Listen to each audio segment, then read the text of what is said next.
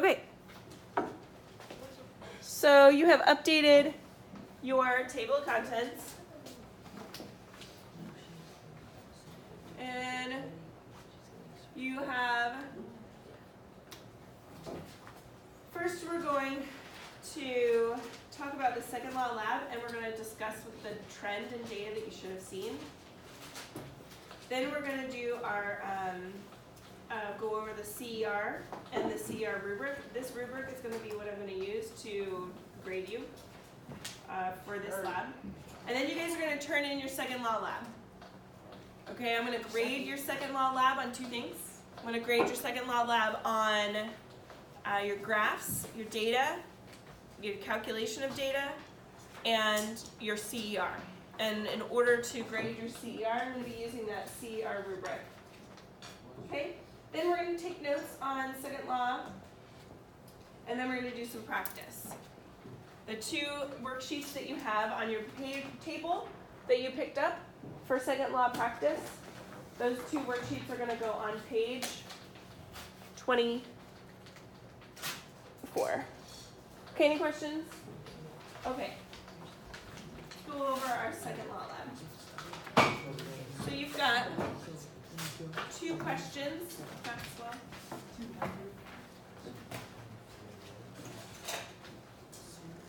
Okay. The first question is, how will changes in force affect motion, and how will changes in mass affect motion? For your CER, what I would recommend that you do is you combine those two questions and answer both of those questions in one question. So what's an easy way that we can combine these two questions?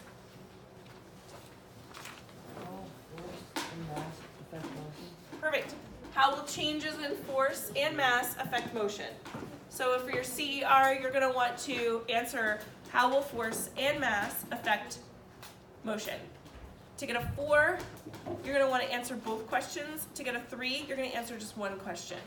Now, it works out for you to get a 4, you're going to want to include a lot of evidence, and it's going to work out. If you answer both force and mass, how they affect motion, then you're going to have an easier time with providing enough evidence to get a 4. The trend that you should have seen was after you calculated your velocity here, and after you calculated your velocity here, you should have seen that as you increase the number of rubber bands, what happened to your velocity? It should have gone up. It should have gone up here. So one rubber band had a slower velocity, and then 3 rubber bands should have had a fastest velocity. Is that what you guys saw? Yes.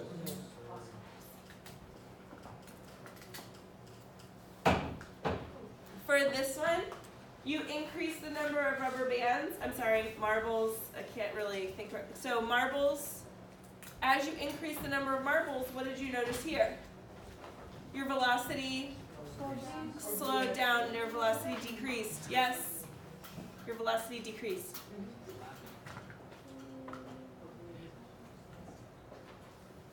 On your graph, it should look something like this. Notice how I don't have numbers here. You are going to make sure that your numbers are here. I'm just showing you the overall trend. And the overall trend that you should have seen is as you increase the number of rubber bands, the speed of the car increased. So this is the graph for number 5. The graph for number 9 showed the mass of the car on the y-axis. Notice how I don't have numbers here. Yours will have numbers. I'm just showing you the overall trend that you should have seen in the speed of the car in centimeters per second. When I grade your lab, I'm going to be looking for, did you graph correctly? So I'll be looking for, are your variables labeled with your units? Are your spacing and scaling good? And do you have a title? You don't need a statement because your statement is this information here. But this is the overall trend that you should have seen. As your mass increased, your velocity decreased. If your data does not show this overall trend, you have my permission to collaborate with other groups and see what their data looks like. It is very common that sometimes we don't pull the car all the way back on the rubber band, or sometimes we don't release the car 100 at the same time each time. So getting wonky data happens, but make sure that when you're graphing this and before you turn this in, that your data is showing this overall trend. So if you need to collaborate with other groups and get some information from them to show this overall trend that we see with mass, an overall trend that we see with rubber bands, then go ahead and do that, okay?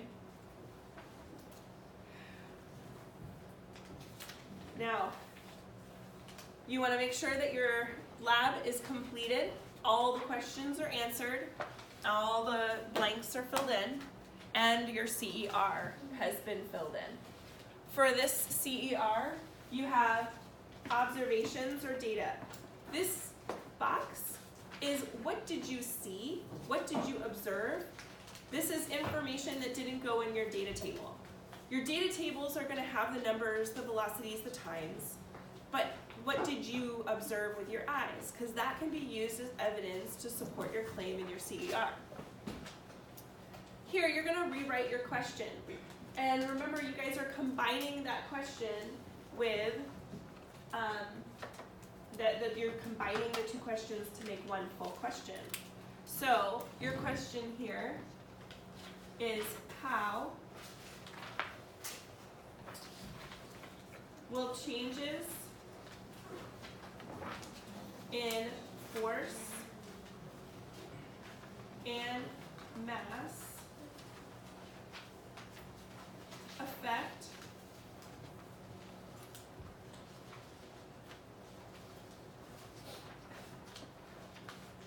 and I'm going to put the velocity or speed of the car.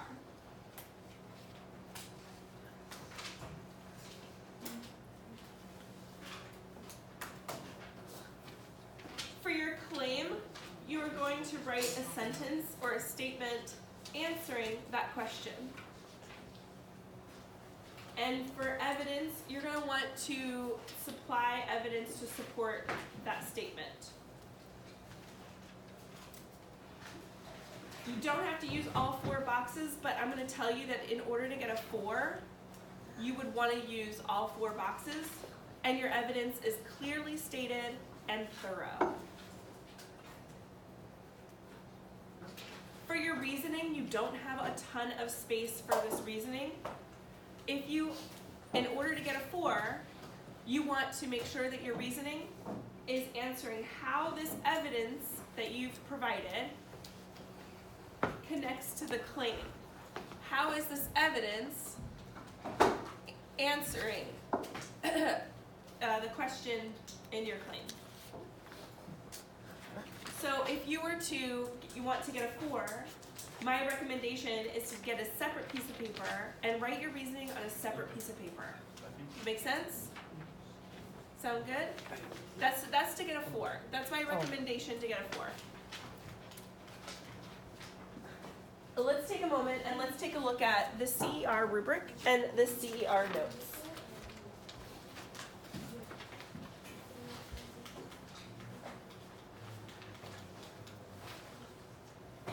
Okay, so just in general, what is a claim and what is evidence and what is reasoning? For the claim, this is what do you see? Your statement about the results of an estimate of an investigation. This should be one sentence. It should answer the question that you've investigated. The claim must be investigable, meaning you can investigate or have further experiments on this claim. The claim serves the general purpose of the scientific inquiry. Okay, here's the most important part of it. It should not start with yes or no, I think, or I believe. So that's your claim. For evidence, this should be reliable scientific data information that supports your claim. Now, for your lab, it can be something that you, something that is qualitative or quantitative. So for your purpose of your CER, You could use quantitative numbers, like your velocities, or you could use what did you observe with your eyes? Did you see a change in the velocity as you increase the number of marbles? Did you actually see that change, anybody? Yes. Yeah, you should have seen a change there. So that could be your qualitative data, that you saw the car decrease as you increase the marbles. It should be relevant. It should be sufficient. There should be enough data to support the claim. This is the, I'll get into that in a second. And should be free of inference. Inference is when you are making an assumption about something based on your data that isn't actually supported by data. So, if you were to infer that, well, let's just skip that because we're going to do a whole lesson on this on Wednesday. So let's skip this for now. But make sure that it's whatever your evidence is rooted in data or observations, that these are not inferences about the meaning of the data.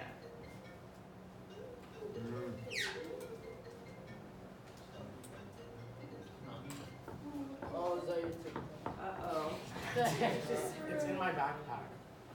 2 or 3 pieces of evidence are, the text states, are according to a reputable resource. These are sentence stems that you should use to help you write your evidence statements. And then last but not least, because reasoning really is the meat and potatoes, this is the most important part of a CER, that you're connecting the evidence to the claim, and that's the reasoning. How does this evidence that you've provided support the answer to the question? Your explanation of how evidence supports the claim. This is the meat and the potatoes. So highlight this, underline this, or star this on your paper. How does your evidence support the claim?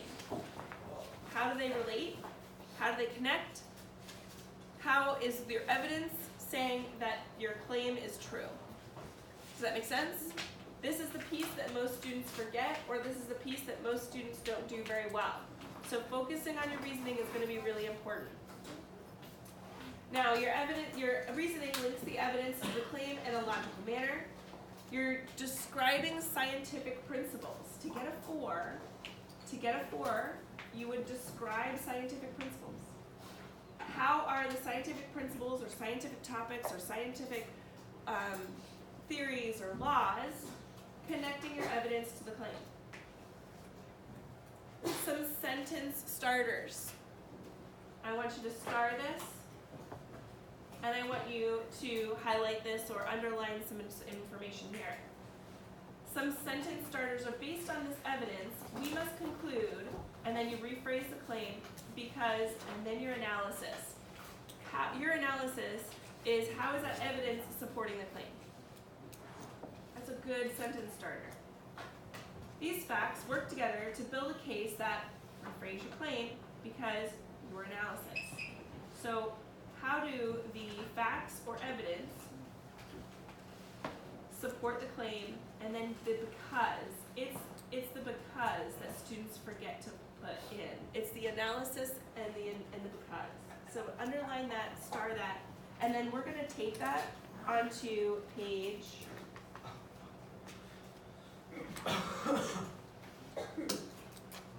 21. Page what? Go to page 21 in your notebook. Page what? 21.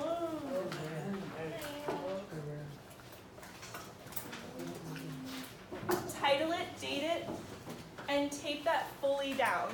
You can tape it all the way down. Title it, date it, page 21.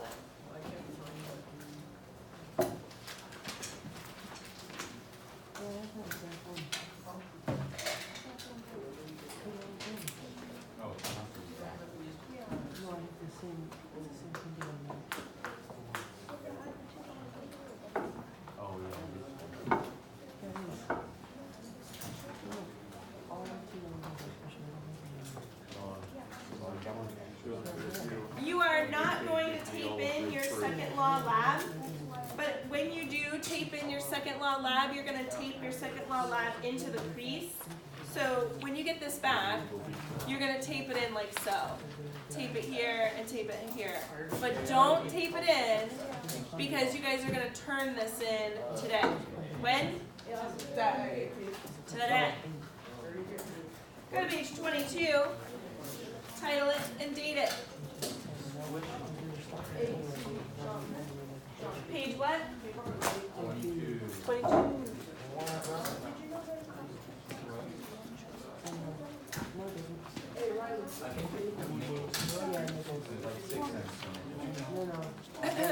Go to page 22, title it and date it.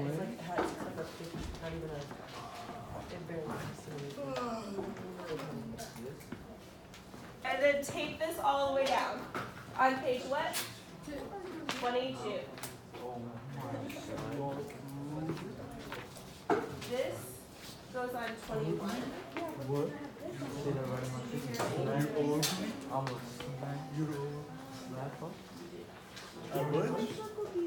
Hey, go ahead. Nice.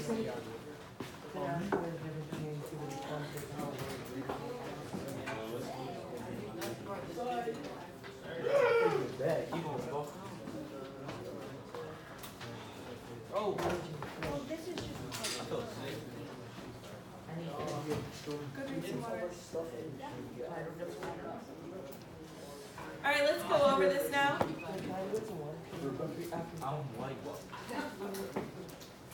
All right, raise your hand if you can hear my voice. Clap once if you can hear my voice. Clap twice. All right. We're going to go over this rubric because this is the rubric that I'm going to use to grade you on your CER. So as long as you have these things completed, done, and you're looking good in regards to 4s or 3s, then you'll get a good score on your CER. Okay, for your claim, you're going to want to make sure that your claim is accurate, so it's correct, and that it is using clear language, and that it demonstrates deep understanding of the lab's purpose. I'm going to give you a hint. If you start your claim with the purpose of this lab, and then fill in the blank, then most likely, as long as your purpose is clear and correct, then you're going to get in this 4 range. So your claim should say, the purpose of this lab is to blah, blah, blah, blah, and then state your claim. And if your claim is clear, accurate, and complete, then you're good. Okay? Make an accurate claim and complete claim using clear language. Claim is consistent with the purpose of the lab. So the difference is this deep understanding piece. The difference between a 3 and a 4 is the deep understanding.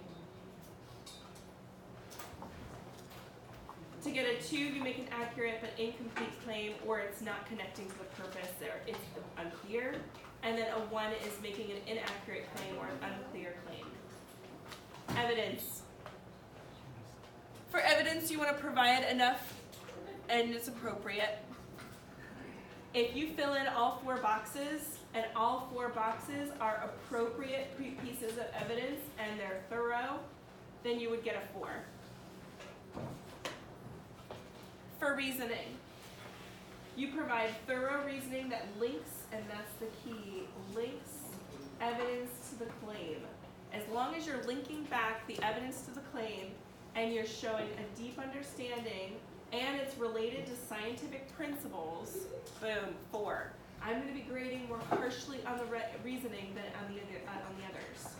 So the reasoning is the meat and the potatoes. So you better write a really good reasoning. And if you want to go over it with me, like if you want to, run it by me, you can email me, or you can come in during lunch on Wednesday or something like that. Okay?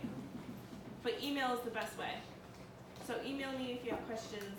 You'd be like, oh, Ms. Mikowski, this is what I'm thinking about my reasoning. What do you think? And then I'll respond. I'll give you a response. Okay. Any questions about the CER rubric and how I'm grading you? Okay. Reference this when you're writing your CER. So,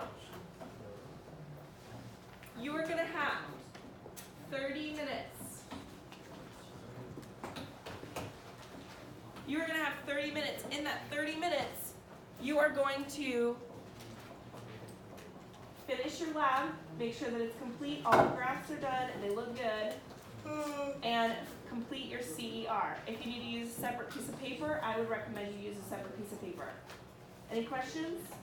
Okay, ready, set, go. Max, you know me, I think I did it